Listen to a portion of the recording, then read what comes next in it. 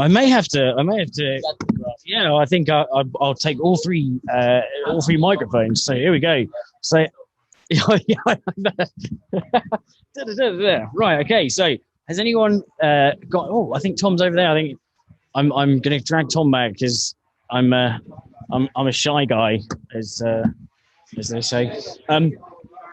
Any questions for anyone that you want to get answered? Just ping them on the chat. And I'll try and answer him. Sorry, it took me a while. Client Zeebzik. There you go, Matt.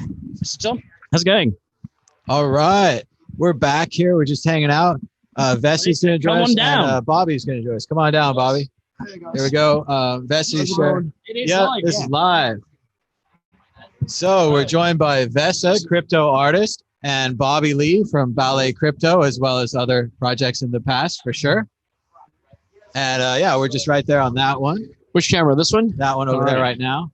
And we got lots of space. And mainly people just listen to the podcast. People like audio, So as long as the microphone's nice and close. So Bobby, what are you guys working on over at Ballet Crypto? You gave me a wallet this morning. Yes. Got it in my bag somewhere around here. So people can hear us, right? Yep. So this, we make the physical wallet, not electronic wallet. All right.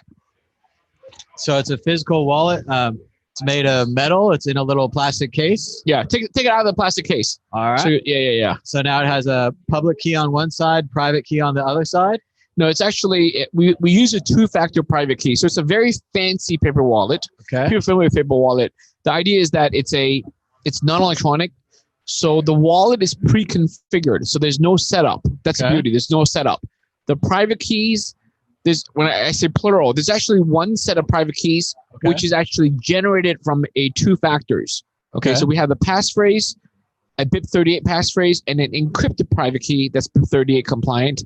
And these two pieces are on two different locations on the wallet. One is hidden beneath the sticker, a tamper-evident sticker. The other is hidden underneath a scratch-off. Okay. So the two pieces can make the private key, but the private key actually has not been instantiated until you mix the two data. So just starting out at a basic level, maybe there's one factory making one side of the private key, one factory making the other side. That's exactly how we do it. Okay, so if I had control of one factory and I was filming everything, I would only have half of the private keys. Correct, but you wouldn't be allowed to film. You wouldn't be allowed inside to do that. Definitely not. But if you did, then you would only have half, and you can still not get access to the coins. So I would have to somehow be filming at both locations at the same time to get both sides of the private key. Correct. Even then, I would have to match them up, right? Correct. Would there be like an issue there? Or yeah, I mean, it's all teed off the serial number.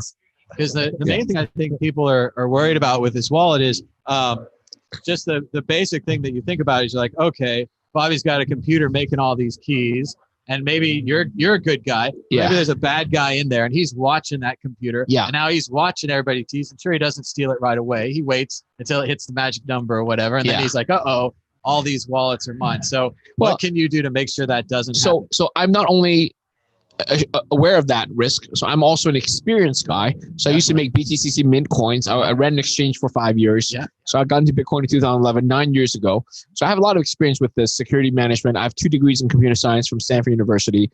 So this is not, it's not foreign to me. Sure. Okay. I've managed hundreds of millions of dollars in assets, billions of dollars in assets back at BTC China, BTCC.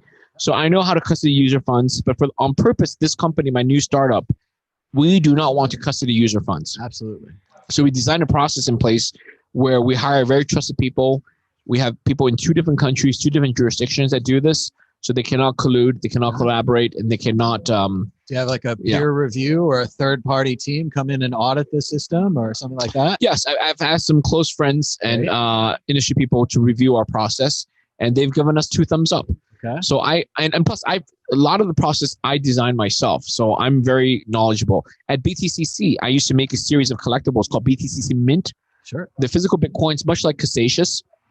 We started them in 2016 until 2018. We made 3 years worth of coins, over 30,000 coins, with a total BTC value of over 8,000 BTC. So that's 88, 90 million dollars, 80, 90 million dollars worth.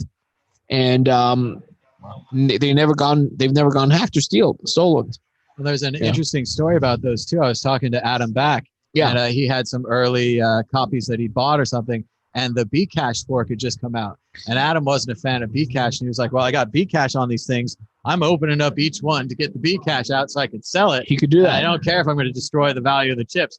But it was really funny to think about Adam back dealing each coin and doing it to get that Bcash out, because he just didn't want to hold any. He wanted to dump it, get the free money, get it into good old Bitcoin or whatever he chose, exactly. So it's interesting stuff. So it's really neat that those were never cracked and never owned. And they never will, because I know I deleted them. So I can sleep at night. In fact, for every person who's worried that I will steal, I'm even more worried. Think about it. If you lose $1,000, I lose my reputation. I'm financially independent. Why would I put myself on the line to do something stupid to lose people's money and get called out for it? Well, I'm glad to talk to you here, and you can get it out, because you should be worried. I would be worried if I was running the company. I wouldn't want people's money to be lost. Exactly. It's a complete disaster for you. And the best way to do it is to delete it after use. Yes, absolutely. Right, to delete securely. And I can sleep at night. So VESA, do you use the same process for your art? Do you ever embed a QR code in it or make the keys or something? Yeah, I'm getting into stuff like that. But first of all, good to see the both of you. Like, we were hanging out in Manchester and being with you, because his panel with on CC Forum in London with Beanie was such a legendary. I laughed my ass off. I was at the edge of my seat. That was so cool. So good to be with all of you. Like, basically, well, there's a bunch of things. I think the newest innovation since we last spoke is a buddy of mine gave me an idea quite some time ago already that we now call stable art. It took me a long time to implement, but essentially the most popular art pieces that I do, that are the repaints, the big ones that are individually painted over in the series of 3, is that the price of them is now pegged to Bitcoin. So it's 1 Bitcoin now, and commercially, I staked my 20-year reputation. Like you say, reputation is everything. It's like, I can't go back on it. That's why it took me such a long time to make the decision, is that now that I kind of put balls to the wall and say, this is 1 Bitcoin now, will be commercially 1 Bitcoin in 10 years. How's it pegged to Bitcoin? Just through my promise, and then they're all verified on the blockchain. So if I printed, let's say if I guarantee that it's 3, let's say if I made the 4th one, again, 20 years done. Like, I can't make any screw-ups with that kind of thing, because there's so it's your much reputation. more Yeah, that's right. That whole thing. But yeah, so because one of the things is being here with Tone now. I'm here because Tone commissioned to do a piece about this conference, and it's been such a dope thing collaborating with him. But yeah, where was I? Sorry. With regards to the pegging to the Bitcoin, is that he has a watch that I think he was worth like $600, and he paid 3 Bitcoin for it. And now he's kind of pissed that he has it on his wrist and whatever. He knows what it is. But in part, if you part from your Bitcoin, if you park it into my art piece, you not only get the art, but you get sort of a storage of value in there. But the interesting thing about art is that, let's say, like if it's an edition of 3 and it's all sold out in a couple of years, let's say in 10 years you decide to sell your own because there's someone who just cannot live without having one of those, you're not going to sell it for 1 Bitcoin. You might sell it for 3 or 10. Like, if my career keeps going in the way that it's going right now, art can go parabolic on top. So it's not only that you hold on to your Bitcoin, you might 10x your Bitcoin. That's at least the sort of maybe a reality or maybe a utopia. Who knows at this point? I hope my fork and flip appreciates, because it's a bloody beautiful piece as well. Cheers, buddy. I made a special one for him, so it's custom made for. Oh, very cool. So it looks like we got some questions from the chat for Bobby. They say, I don't know if this is true, but can you connect to your own node with a Ballet wallet? No. So Ballet wallet, the physical wallet is offline. This is like a offline cold storage. Right. So we do have a app on a mobile phone, on Android and for Apple iPhones. And that's essentially a watch-only wallet. And you scan it and you can see the values in there. So that app connects to our backend system. And our backend system, we run full notes for many of the popular coins. We can check the balance and all that. We check the prices and all that. So our app cannot, unfortunately, we don't have the ability to connect to your own node. And the reason is our app's designed for the mass market. So if you have your own node, you're probably very savvy. You should run your other software. However, this wallet, the hardware itself, is BIP38 compliant. So this is a non-proprietary solution, meaning that we as a company don't hold any proprietary rights on the private key method. It's an open source, open standard BIP38. So even if our company goes bankrupt, if our company closes, if the app gets delisted from the App Store, 5, 10, 20, 50 years later, you will still have access to your coins on these private keys, because you can download the open source BIP38 software to decode everything, get the wallets into WIF wallet import format private keys, and then you could do whatever you want with them. So it sounds like the user is mainly asking kind of power user questions. Yeah. Is this more of a power user wallet, or this is more like your first time? This is not a power user wallet. It's really for a first time newcomer. It's what we call no coiners, new coiners, people who don't own any Bitcoin yet, who are curious, Bitcoin curious. They want to buy their own Bitcoin for the first time. I'm not saying buy a full Bitcoin, but buy a fraction amounts of the Bitcoin for the first time. They would use this as their first training wallet. And that supports multiple currencies. This with like $10, $100, $1,000, $100,000. Absolutely. I mean, obviously, hundreds of dollars you can trust it. Sure. I know people who've trusted it for more than that, but it's really up to the user how much they put in there. And yeah. And maybe for like a short term, you'd keep your money on there for a while. Maybe it appreciates, and then you're like, I should get a more advanced solution. Exactly, because by then they have more knowledge, they have more experience with Bitcoin, right? So then they upgrade. So I would be very proud if my users, Ballet, upgrade and leave Ballet behind and they go on to more sophisticated solutions because they have more experience, right? So today, but this is really targeted for the new user, for gifting. Yeah. So for gifting, how much are these wallets? These sell for $35. Okay. They're sold on Amazon. You can buy on Amazon.com. You get next day shipping with Amazon Prime. They also sell on our website, balletcrypto.com, one word. And then how worried are you about people maybe removing the tamper-free sticker? I know for the Cassatius coins at DEF CON one year, they had figured out how to use solvents and boiling water and something to remove the sticker, get the key, put the sticker back on, and resell the coin. Again, that's why we have two factors here. We have two factors, two tamper-evident usages. We have the tamper-evident sticker, and then we also have the scratch-off. Oh, so there's also a scratch-off. So exactly. That would be presumably impossible to defeat, although I don't know what they're working on. I mean, we've done our best. But yeah. So that's and X-ray, it shows up all black. X-ray, you cannot even get to it. X-ray. Excellent. Yeah. So they buy the wallet and then you load it up and gift it. And so we sell the wallets empty. Yeah. So they're empty, just like you buy a leather wallet at Macy's, and then they buy it. They can load up however much they want. It's multi-currency support. You can load up Bitcoin, Litecoin, Ethereum tokens, whatever you want, USDT, and they can give it to people, or you could just hold it. That's brilliant. And so that's obviously a Bitcoin address. It's a Bitcoin address. So the QR code is Bitcoin. So each wallet comes with a primary deposit account. This is a Bitcoin account. So however, if you scan it with the app, which I'll show you. Okay. Live demo. Yeah, live demo. So you scan it with the app. And once you scan it, it detects as a Ballet wallet. And at this point, if you click manage here, now you have all the other coins you can add. You can add, there's hundreds of coins you can add, activate whatever coins. Interesting. Oh, that's awesome. Ethereum, Litecoin, right? Okay, so now I have Bitcoin, Ethereum, and Litecoin, and I could receive, now I have QR codes for different coins. And they all go to the same wallet. That's the beauty. It converts the Bitcoin to BIP38 and then uses that to the public key and the address. Yeah. Wow, so we have all the deposit address for all the other currencies, and then everything stored here. So I could have different amounts of Bitcoin, Litecoin, Ethereum, Dogecoin. We're gonna have Zcash support soon. We're gonna have so a bunch of stuff on here. That's awesome. Because that's what I thought about it, because I had a little bit of time to get to know it. Yeah. And I just thought that the name is perfect because it's something that is so goddamn complicated. Like ballet, it's like you sacrifice your life and you break your toes and you sacrifice your health and your whole life. You don't have a dating life or whatever these dancers go through, and then they go for a brief moment on stage and glide through and make something super difficult look very easy. Yeah. So in one way, I thought that's what it is. Name for it is. It's simplicity and elegance. We're trying to bring that together. And plus, ballet is not a technical name. We truly wanted something that's the mass market will like. So not a geeky name. So there's a lot of companies around us, very geeky technical names, which is great. I'm a nerd, right? I'm a geek. But for the normal people, they want something that's easier to understand.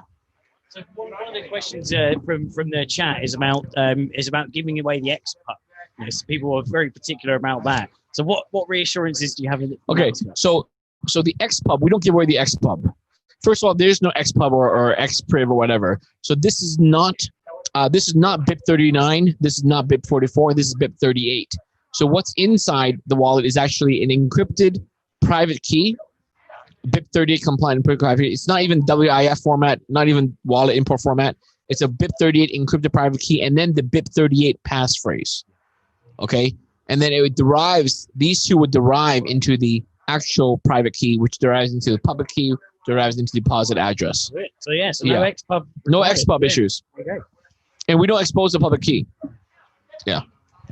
Well, I think it sounds much better than I thought it did. Audience, if you have any more hard questions, put them in the chat. We'll try to ask them here. But yes, try to stump me. Absolutely. Well, and I mean, my main thing, I just wanted that key explained to me because I just don't want you to be printing keys and then some hacker steals them all from you and you're upset, and you get ruined. I mean, it's no good for anybody. Yeah, let me just clarify that point. So because we this is something people don't understand. We actually don't have the private keys.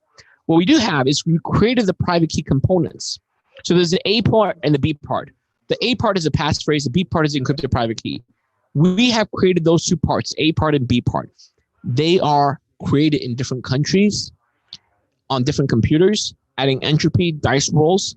They were created completely separately offline. They never go online. And the A and the B part, they have never touched each other electronically. Does that make sense? So it's like they have never consummated the marriage. They have never met in person. They have never met electronically. Physically, they're meeting very closely. They're 1 inch apart. Even physically, they haven't met. They're on the same card. They're like 1 inch apart. You see my point? Yeah. But they haven't really met electronically yet. So when I sell you this wallet, I don't have the private key because in order to get the private key, you have to mix the A and the B to get the C, which is the wallet import format private key. Yeah. So we don't have the private keys. Now we can make the private keys if we bring the A and the B together and derive the private key. But we don't do that because we delete it right after its creation. What do you use for, so I'm not very technical at all, but one thing that everyone's like kind of hot, and I like kind of seen some cool solutions like moving a mouse for the entropy. Yeah. So we use two entropies. We use regular entropy in the computer, in the offline computer, the RNG in there, and then also we use dice rolls. So dice rolls, five dices, I roll them dozens of times, and we record all the numbers, and we convert that into an entropy number, and we inserted that in there into software. Yeah. So I think I had one more question from my friend. She was concerned if the private key is exposed, isn't the public key on one side and the private key is on the other side? And if I'm kind of a dumb user, maybe I go around showing everyone my private key. Would that be a problem? Yeah. So people forget. So in crypto, there's three things. There's the private key, there's a public key, and then there's the public deposit address. Okay. So people confuse the last two. The public key is not the deposit address. Right. Okay. So the deposit address is indeed public. That's what's shown on the front of the QR code. That's a deposit address. You can use that and you can deposit Bitcoin into it. But that is not the public key. Okay. If you peel it off, then you have the private encrypted private key. So first of all, the public key is not anywhere on here. And secondly, you can only show the front of it, which is the which is the public deposit address. So if you show this on the TV by accident, you're not going to get Bitcoin stolen. Even if you peel it off and showed it by accident, you're not going to get Bitcoin stolen because it's still underneath the passphrase underneath the scratch off. So only if people see both the scratch off and the encrypted key underneath here, then they get their coin stolen. And at $35 a wallet, I should just buy two and have one that's stored at home. Exactly. Have my one that's in my wallet, not scratched off, safe. That's my public one. And exactly. That's what I do. I, for example, I carry one in my wallet. This has about, I think, if I remember correctly, it has $200 worth of Bitcoin on here. Sure. And I bring that everywhere I go. I'm not going to flash it on camera, but I don't mind flashing it in front of you guys. Sure. Right? Because I trust that you're not going to. There it is. Sure. Right. All right. Right. And then, it's scratched off too, but no one can just memorize. That's very difficult to memorize that whole thing. Yeah. So I don't mind showing this. I can show this because all you're going to see is you're going to see the passphrase underneath it. Sure. And you're not going to get the encrypted private key. Yeah. Well, it sounds cool, Bobby. Where can people learn more about Ballet Crypto? So our website is balletcrypto.com, BALLET, ballet as in the dance. And then crypto is CRYPTO.com. Yeah. Well, it sounds good. Everyone write to them on Twitter if you have more questions. Seems like you'd be more than happy to answer them. I mean, I asked what I could here, and I think it sounds much better than I thought. Good. I'm glad you like it. Yeah. We gave one out to everyone, right? Yeah, All I the got free. a Try copy it in my out. bag. It has multi-currency support. It's really cool. Like this thing, you can store different currencies. You could send them out any amounts you want. So you put them, say Ethereum, some whatever, Bitcoin. You could send them out a little bit, send them out more, whatever. Yeah, it's really good. Does it take Yacht Chain? Well, I'm not familiar with that. Dan is working on Yacht Chain. Why don't you tell Bobby? What is it? Is it an ERC token or is it a brand new blockchain? See, we understood that at Yacht Chain that people want the strongest chain, the longest chain. Obviously, longest, the most toughest chain. So for Yacht Chain, we realised that a lot of captains would actually steal vessels, and so we wanted the ability to chain them all underwater, essentially. So, and when you have multiple boats, it's very difficult to keep track of all your yachts. A lot of Bitcoin Ethereum people have a lot of money, a lot of boats. A lot of boating accidents where they might lose the keys. So Yacht Chain is effectively a custodian for your private key as well. So just in case you have a boating accident. I haven't heard of that. It's very new. It's on Smeary. Yeah. It's like Ethereum, but Smeary. Well, unfortunately, there are a few people that actually thought it was a real chain as well. But it doesn't surprise me with all the gimmicks that you have nowadays, It's very cool. When you have too many yachts, we get you a Yacht Chain to keep them safe. Yes. I don't have any yet, so. It's what they call a high quality problem. Yeah. We're solving the problems you don't have. Yeah. So when you mentioned that you stamp your art onto a blockchain, which blockchain do you use? Stamping Bitcoin and Ethereum. I use two. Okay. Yeah, I'll move on. Okay. Thank you for your time. Bobby. Great. Awesome. Thanks. Okay. Thank you. Very cool.